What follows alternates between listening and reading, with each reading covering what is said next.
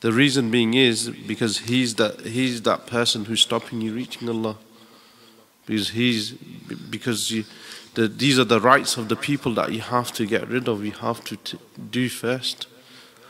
There's rights of Allah, rights of the Messenger sallallahu alaihi wasallam, and then there's the rights of the people. I mean, Allah subhanahu wa ta'ala is so merciful that Allah subhanahu wa ta'ala, if a person sincerely repents, that Allah subhanahu wa ta'ala can forgive his rights.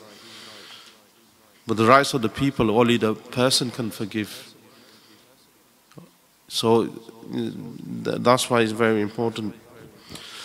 So first is that the seeker of self-purification must submit to the will of the spiritual master, teacher, and obey him in all his orders and advice. So submission is very, very important. Submit. For example, I say here, Hamza, drink this water. And now in your mind you say, well, I'm not thirsty. Yeah? So for example, I'm not the spiritual master, but I'm just giving an example. Like, for example, a spiritual master or Hazrat might say, Hamza, here, drink this water. Now in your mind you say, well, I'm not thirsty. Hazrat, thank you, but I'm not thirsty. Yeah? That's not submission.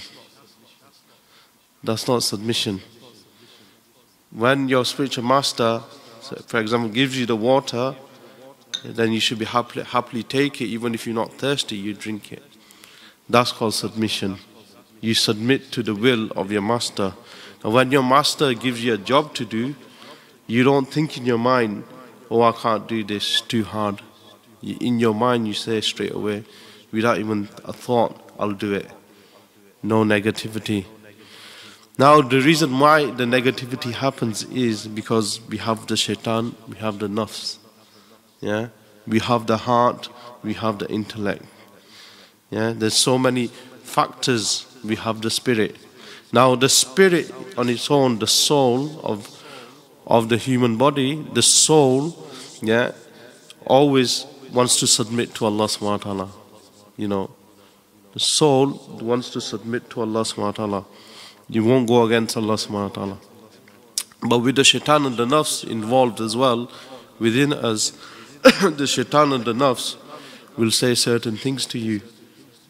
You know, drink the water, I'm not thirsty. Yeah, do this job, I can't do it. It's too hard. Yeah. So this is what happens. So sometimes the nafs and the shaitan controls your mind as well, in regards to disobeying your teacher, in regards to disobeying Allah subhanahu wa ta'ala, in regards to following the sunnah of the Prophet sallallahu alaihi wasallam. So, for example, your soul wants to do it.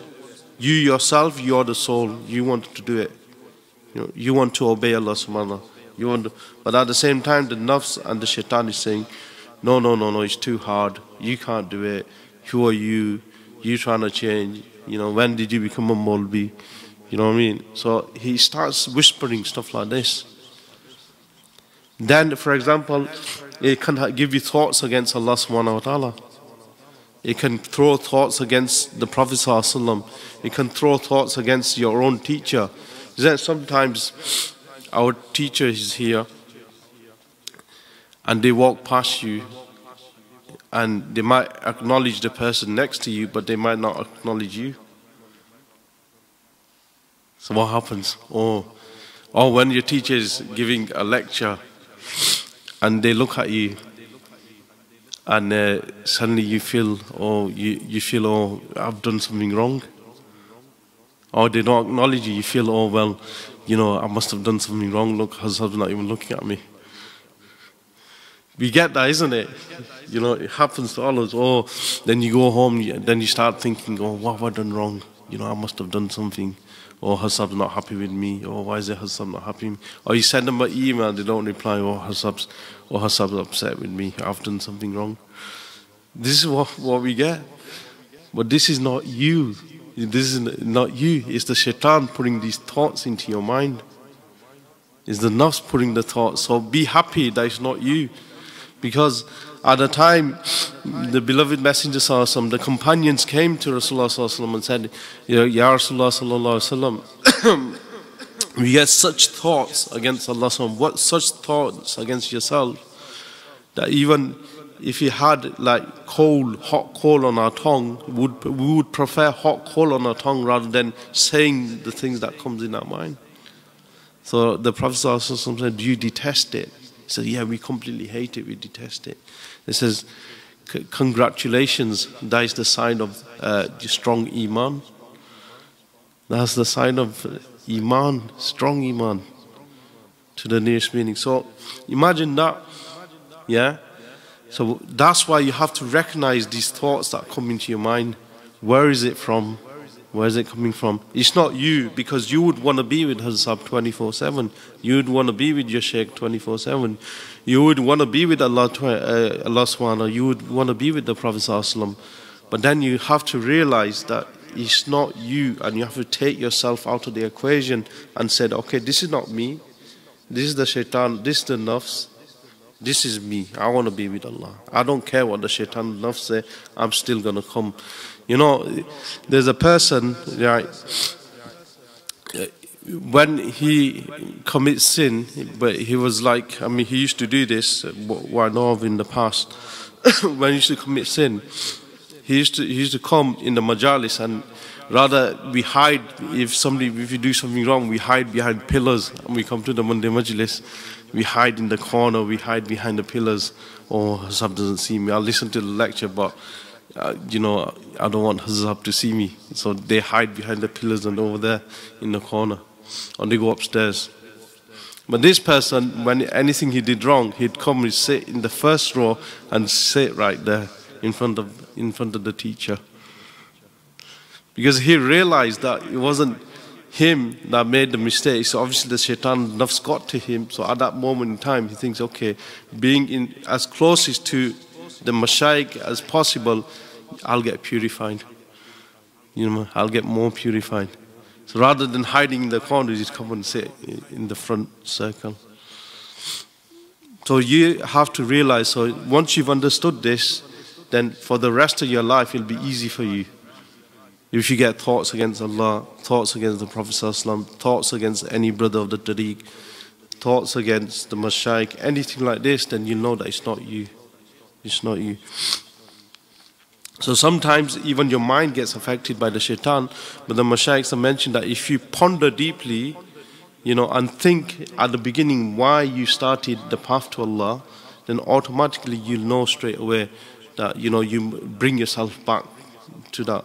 You know, to rectify the purpose why you took the path, why you wanted to be close. Something must have affected you at that time. It was your intellect made that decision, isn't it? It wasn't your nafs or your shaitan, it was your intellect that made the decision, okay, I want to reach Allah subhanahu wa ta'ala. So he said, the Mashayikh says, if you bring that intellect back, then you know, you'll come back as well.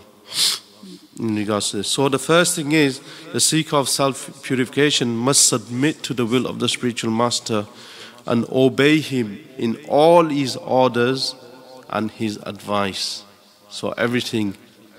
You know, there's once a story between there's once a student of a sheikh, you know, and they regard him very highly, you know, everything what the sheikh said, he obeyed everything. You know, he did everything. So he was a role model. He was a model student. And one time what happened was he had some land. So he was like, you know, cultivating the crops and stuff, and, you know, making money from this.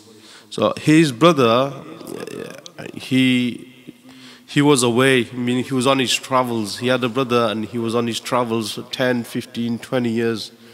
I think it was 20 years he went away. And then his parents passed away, so he came back, the brother come back. And then the brother said, you know, I want my share of the land. I want my share, the land that you've been using. He said to his brother, who was the murid of the sheikh, that I want my share of the land. So the murid gets very angry. Where have you been for 20 years? You know, you my brother, and you left me to run this, and now you come back after 20 years and you say you want to share. I said, well, he said, this is my right, it's my haqq. You know, I want my share. He said, I'm not giving you nothing. I'm not giving you anything. So then he speaks, the murid speaks to his other brothers, other murids who of the same sheikh. And he says to them, look, this is what's happened. So they said, look, why don't you take the matter to the sheikh? You know, let the sheikh decide. So he says, okay, you know. So he thinks, okay, I've been murid of the sheikh for a long time. Obviously, the sheikh, I know I'm in the right and the sheikh will favor me. So he thought, okay, chalo, let's go. So he went with his brother to the sheikh. And the sheikh, you know, mentioned to both of them that, you know, this worldly life is temporal and one day you're going to die, and focusing on the hereafter is more important. Focus on the hereafter. But none of them understood. You know, they're still, you know, fighting for the land. So they said, do you want the sheikh to decide the outcome? They said, yeah, we want the sheikh to decide. So the murid's like smiling and happy. Yeah, the sheikh's going to decide. So the sheikh asked the murid, how long have you had the land for? And how long have you been growing the crops on it? So he says, oh, I've had it for 20 years. And this is what's happened. He says, okay, the decision is that your brother will have it for another 20 years.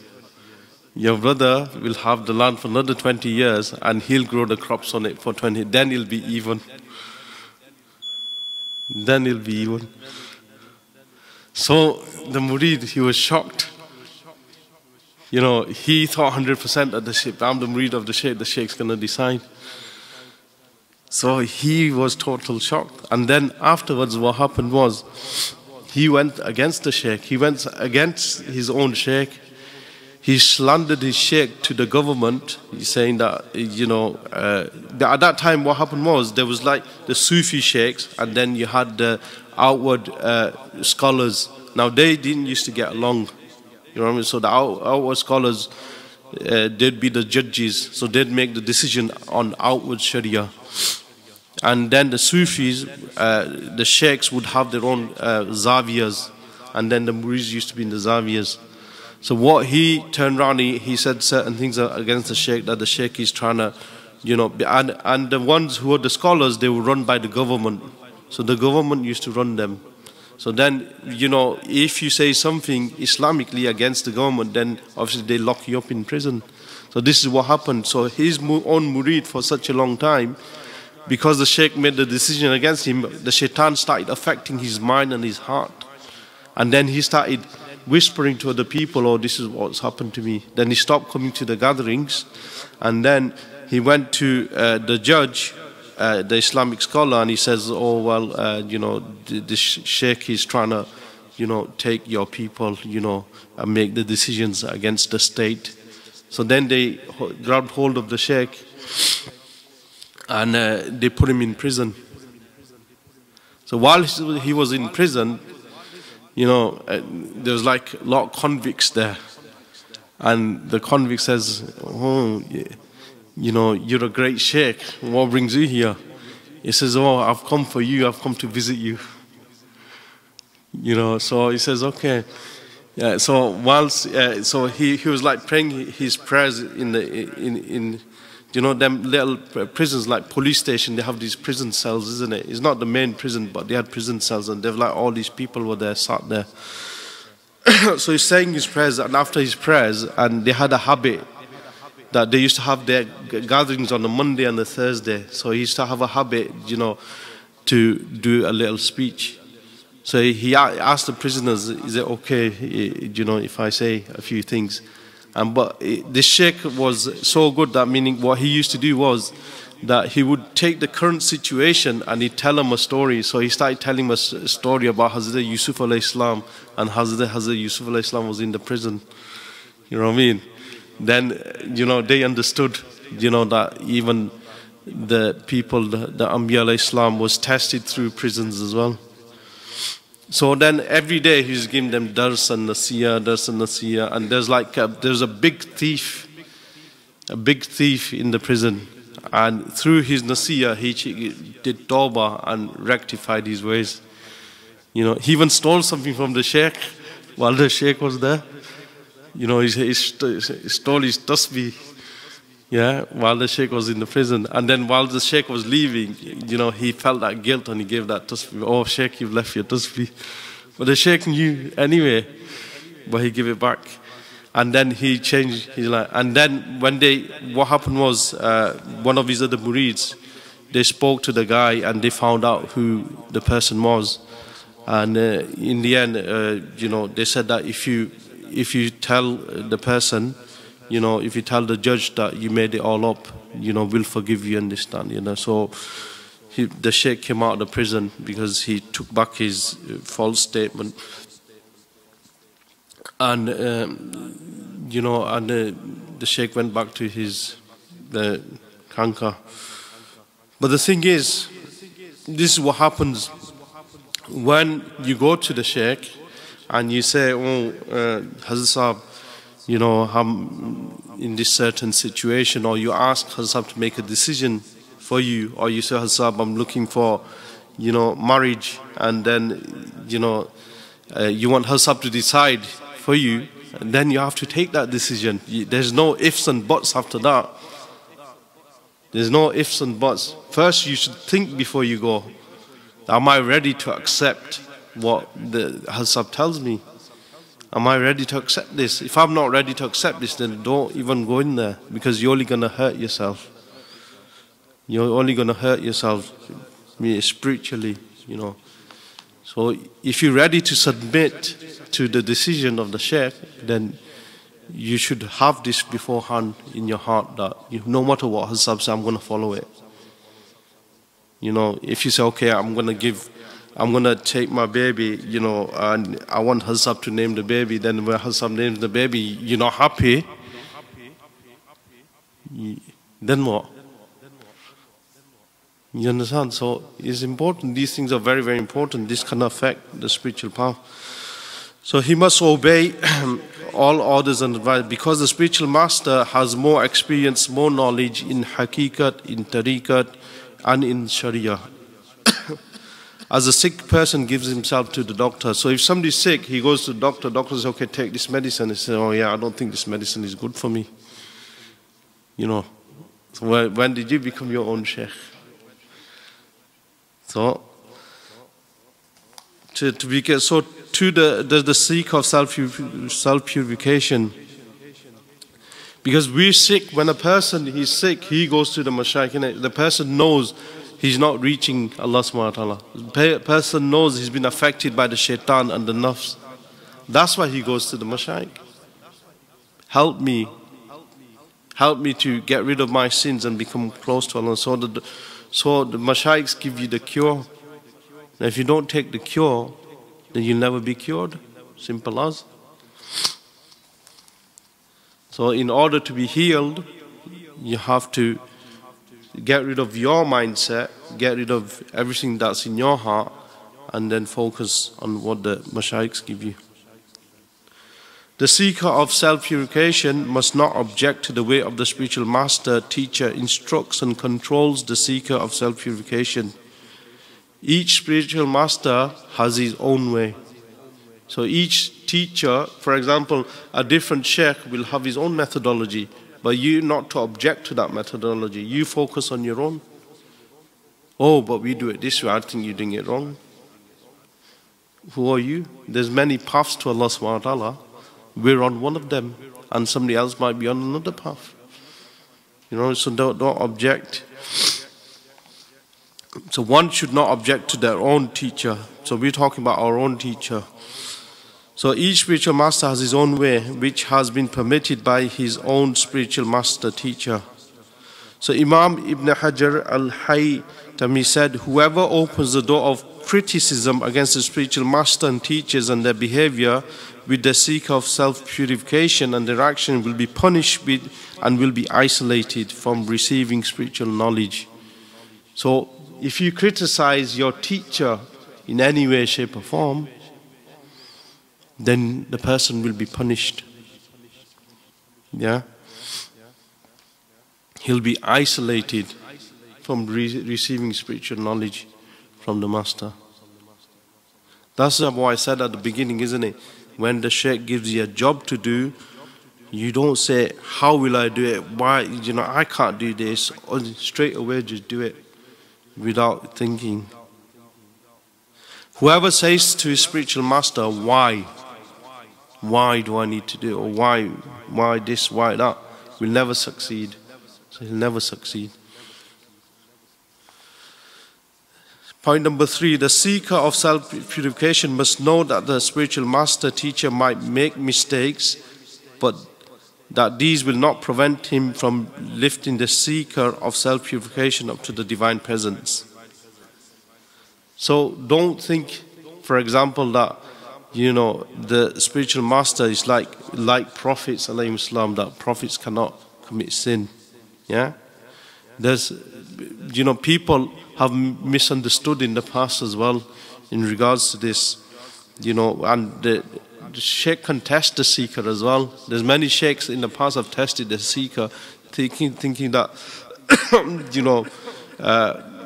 they might do something, so the other person straight away might think, oh well, the Shaykh's gone against the Sharia law. But it was his, eyes that had deceived him. Sometimes don't believe everything that the eyes see, because you can be deceived as well. Understand? So the seeker of self-purification must excuse the spiritual master teacher, as the spiritual master teacher is not the Prophet sallallahu alaihi wasallam. Only the Prophet sallallahu alaihi wasallam was free from error. Although it is rare, just as a doctor might make a mistake in treating a patient, so too might the spiritual master make a mistake in treating his seeker of self-purification, spiritual illness, and that must be excused. So, if a person, for example, gives his hand to the Shaykh and says, take me to Allah subhanahu wa ta'ala, what you have to realize in your mind, that everybody has certain mistakes, but that doesn't mean that he can't do that job. That doesn't mean that he can't do that job.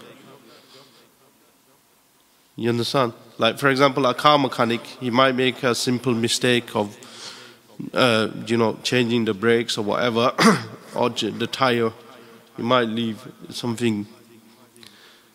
But that doesn't mean that he can't, change the engine of the car. Understand? So always be positive in the sense that, whatever the situation, whatever your eyes might have deceived you, but your spiritual master will still take you to Allah subhanahu wa ta'ala. Number 4, the seeker of self-purification must respect and honor the spiritual master teacher in his presence and in his absence. So when your teacher is away, you must always respect him in his presence, in his absence as well. Not that become somebody else when teacher's away, and then suddenly you start throwing your authority about, thinking, I'm the older brother of the tariq now, so all the younger ones do this, do that, ordering everybody out about stuff like that, yeah? No, so you must honor the position that if the teacher is away, obviously somebody's in charge. Some ustadis might be in charge or other people might be in charge, but that doesn't mean they take advantage because the teacher's away and he might take advantage. No. You must respect the position that he's been given as well. So must respect and honor the spiritual master teacher in his presence and in his absence. If only the spiritual master can see with the eye of the heart. It is said that whoever is not happy with the orders of the spiritual master and teacher and does not keep good conduct with and adab with him will never keep good conduct with the Quran, with the Sunnah of the Prophet ﷺ. Shaykh Abdul Qadir Jilani rahimahullah said, whoever criticized a saint, Allah will cause his heart to wither. So for example, when the mashaykhs are away, then they give you certain positions, certain jobs to do, and you must have good conduct with your brothers, with the teachings of the spiritual master, with the position that they've left you with when they're away. Is that amanat, isn't it? You know, it's like you going away and you leave your house to somebody and say, will you look after my house? I'm going to Pakistan for 3 months. And you come back and your house is all trashed. Your house is all trashed. How was the person going to say? You know, in the same way, when the spiritual master is away, then we must respect everything that they've left behind for us. Number 5, the seeker of the self-purification must be sincere and loyal to the company of his spiritual master teacher. So he must stay loyal.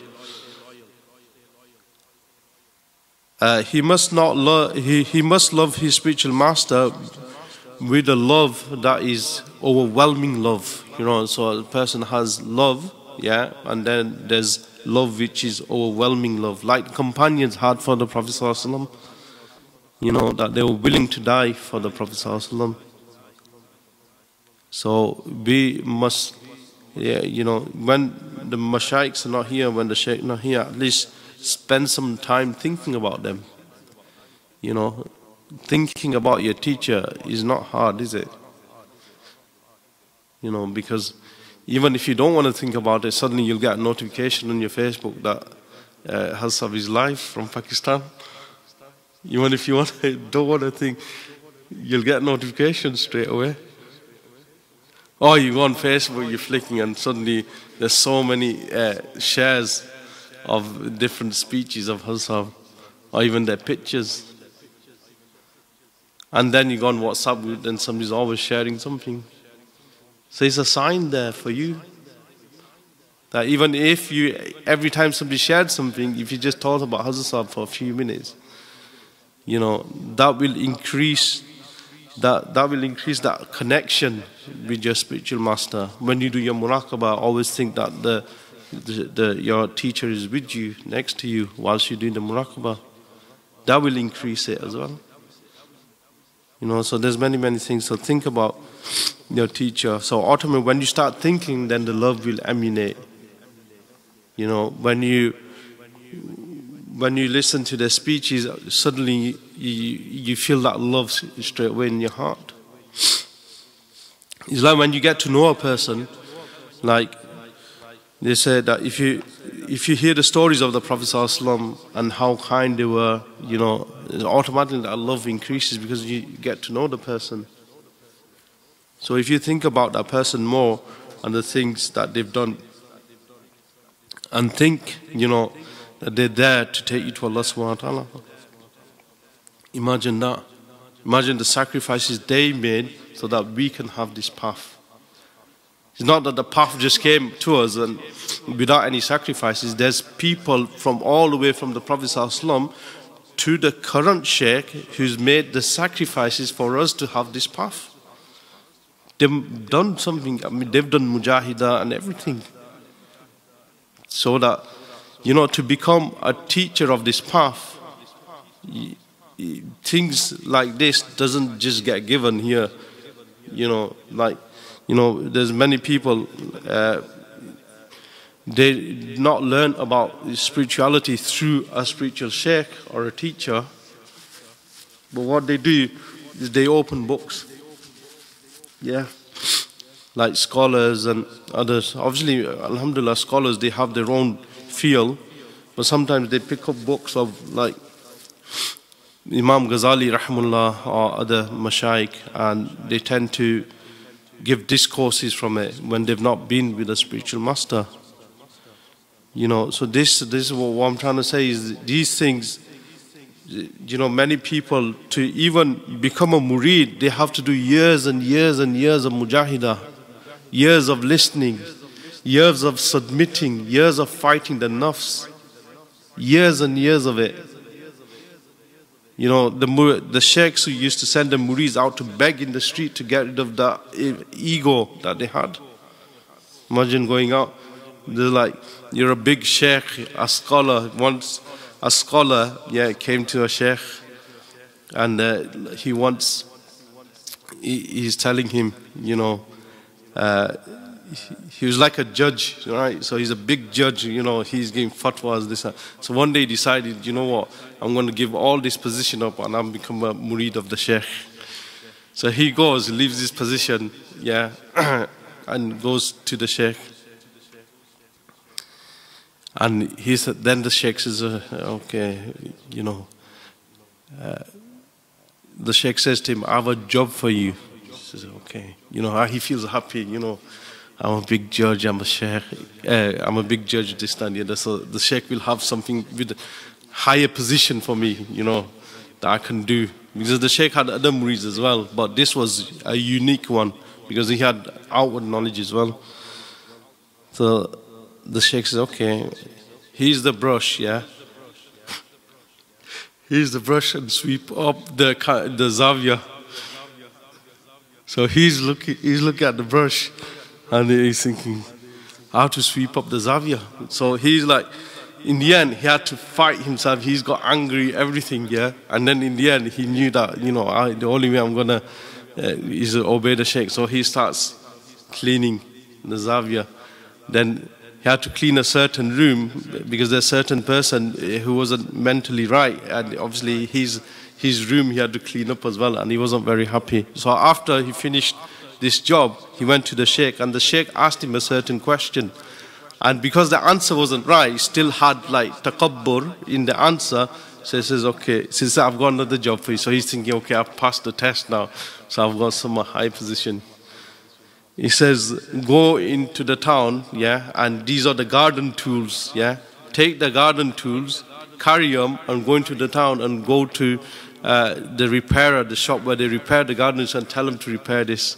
Now imagine, he was the Sheikh of the city. Now, this big Sheikh has to carry these broken garden tools in these rough clothes, and he has to like pass. So everybody in the city would see him like this.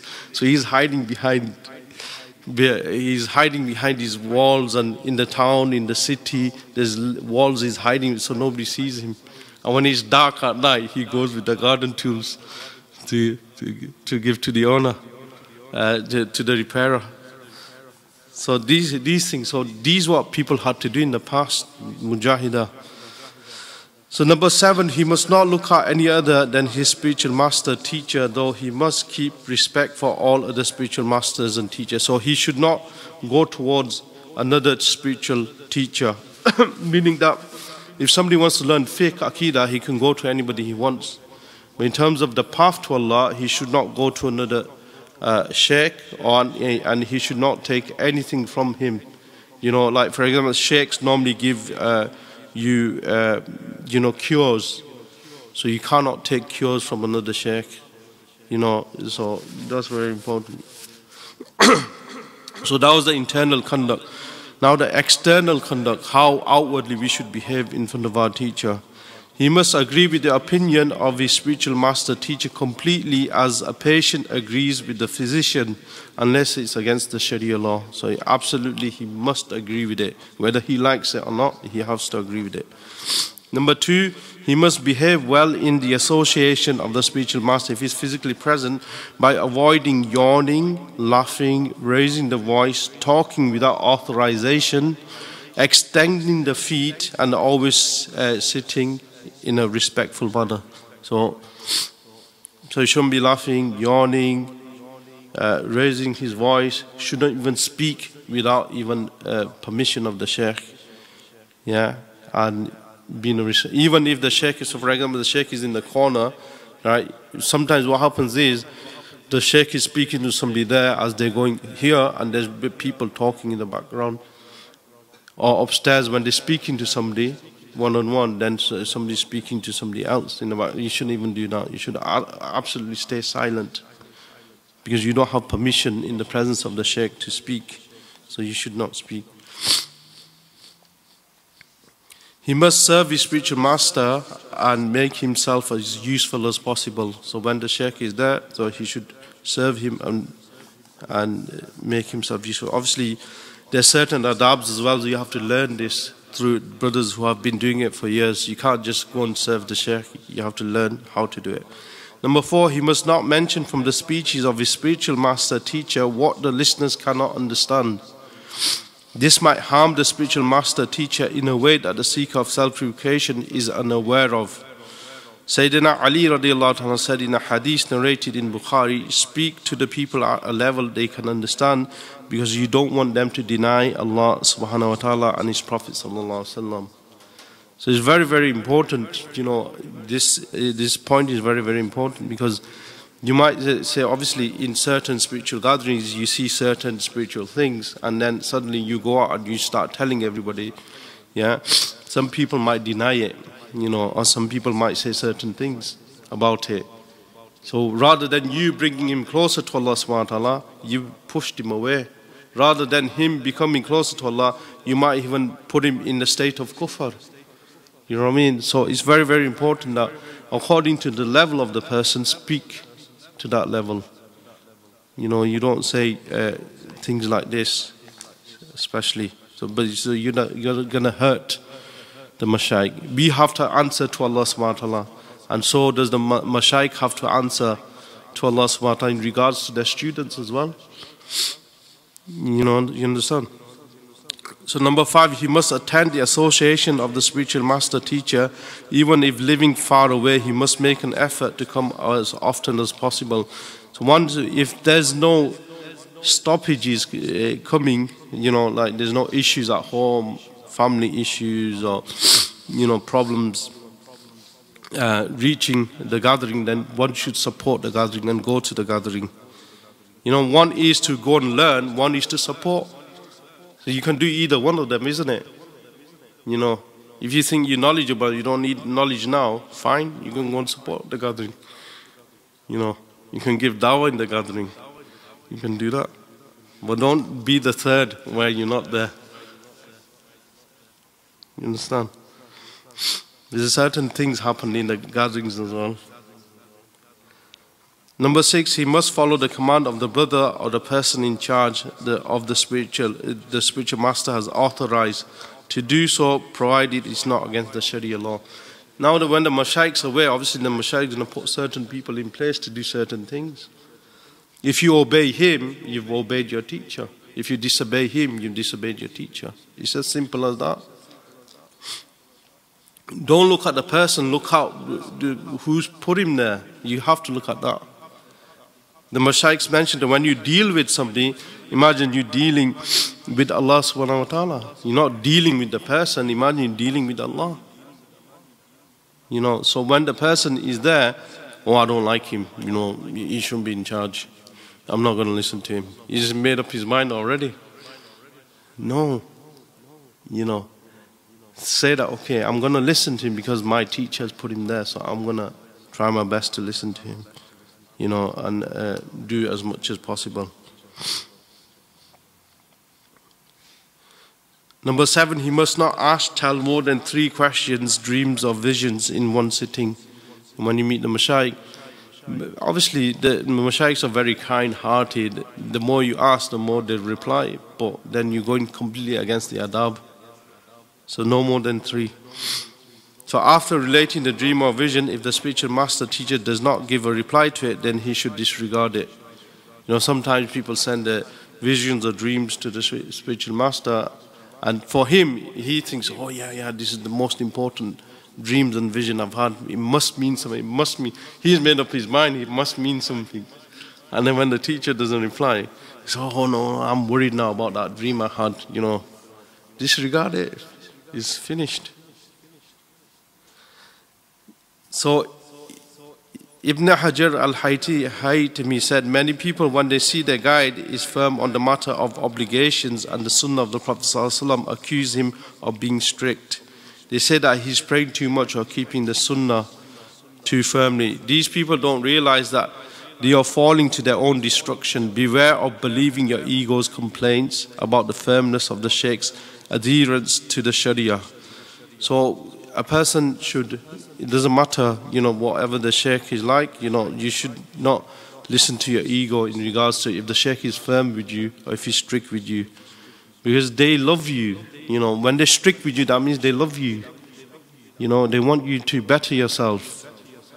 You know, once a student went to the Sheikh, you know, from our own tariq, he went to our teacher, and he says, "Oh, Hassab, you know, I feel that you're not happy with me. You know, every time like you look at me, I feel as though, you know, you're displeased with me." You know, and Hassab replied to this, meaning that, you know, the Sheikh's love, yeah, for the students is like an uncut diamond. Imagine that, an uncut diamond. By you even thinking like this, you having a bad opinion of your own teacher.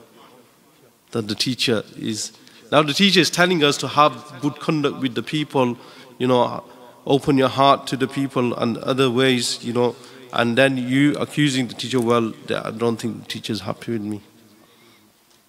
Uncut diamond. Imagine that. What kind of love is that? And finally, before I finish, this is very, very important as well, because this is where the problem arises. So, the conduct of the seeker of self-purification with his brothers. So let's quickly finish this off, then inshallah we finish the discourse. Number one, he must keep respect for them in their presence and in their absence, not backbiting anybody. So even your brothers are very, very special in the tariq. So these are the conducts that you should have. He should advise them when they need it with the intention of strengthening them. His advice to them must be in private, and it must be with leniency and free of arrogance. The one advised must accept the advice, must be thankful, and must practice the advice.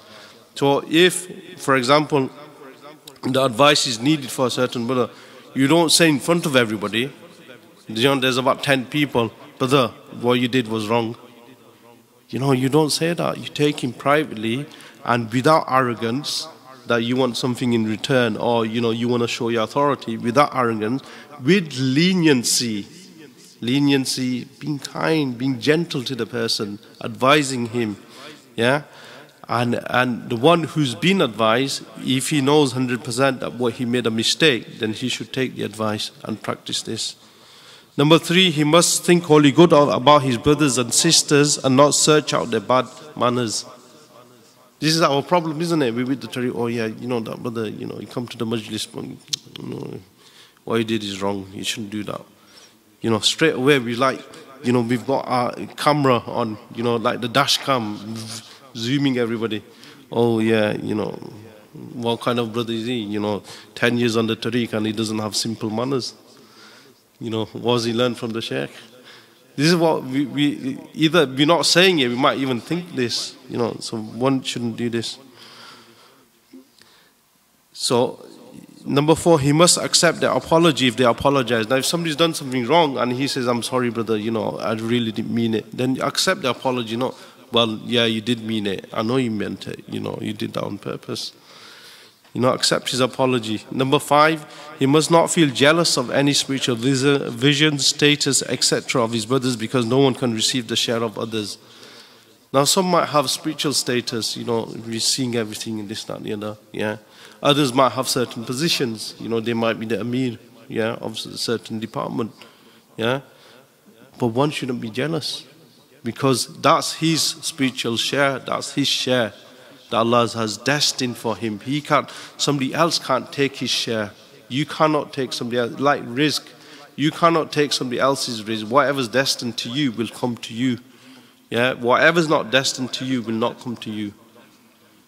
So whatever's gonna hit you will never miss you. Whatever's gonna hit you will never miss you. And whatever was missing you would never hit you. Never hit you. So it wasn't yours in the first place. Number six, he must make peace between them. You know, if there's brothers, you know, they don't get along, whatever, then you must try your best to make peace between the two. He must support them when they are attacked. So when a brother of the tariq is being attacked, then he must, you know, vouch for him and support him. If they're in the right, that is not that if you're doing something against the Sharia, then you still support him. So only support the right. Number eight, he must not ask to lead them, but be brothers with them. or I'll lead you, or follow me. No, but try to be brothers with them. Number 9, he must show humbleness with them as much as possible. The Prophet ﷺ said, the master of the people is the one who serves them. You know, it's not about being the Amir. The Amir is the person who serves the people. That's the role. People tend to forget this. People think that the Amir role is like, he's like ordering everybody about. You know, next he might say, oh, massage my legs as well. You know, so. And lastly, is the seeker of self-purification is tested of his spiritual advancement by his conduct with his immediate family and spiritual brothers. If he fails in these tests, his worship, visions or dreams and spiritual auditions are of no value. So, for example, they're saying, the Mashaykh mentioned here, that sometimes you'll get tested through your own brothers of the tariq. Now, if you fail here, then you've not advanced. Your worship, your visions, your dreams, your spirituality doesn't mean nothing. You failed on step 1. You know, Allah subhanahu wa ta'ala has placed us next to each other, amongst each other, you know, and Allah subhanahu wa ta'ala knows best what is good for us. Even if it might be that you might be put with another person that you might dislike, but that person will take you to Allah quicker. You know, if a person always says, gee, yes, yes, yes, yes, and he follows you, and then another brother, he sort of like pulls out your mistakes, or brother, I think we should do this, that, you know. So you have to be patient with the other brother, isn't it? So when you're patient with the other one, yeah. But then when one day if he says something, you might get so angry, you might even hit him. Or with the other brother, yeah, along the way, he's making you patient. It's like somebody was mentioning about marriage. Yeah, like somebody who has a wife and children. I said to him that marriage will make you do one thing, you know, that you've not had before. He says, well, what's that, brother? I says, from marriage you learn patience and forbearance. You know what I mean? From being married and having children, that's one thing you learn, which is patience and forbearance. So this is what the reality of it is, inshallah. May Allah forgive me for any mistakes, and may Allah guide us all to act upon what has been said. Subhanakallahumma wa bihamdik, ashhadu an la ilaha illa anta, astaghfiruka wa atubu ilayk, wa la hawla wa la quwwata illa billahi al-aliyyil azim.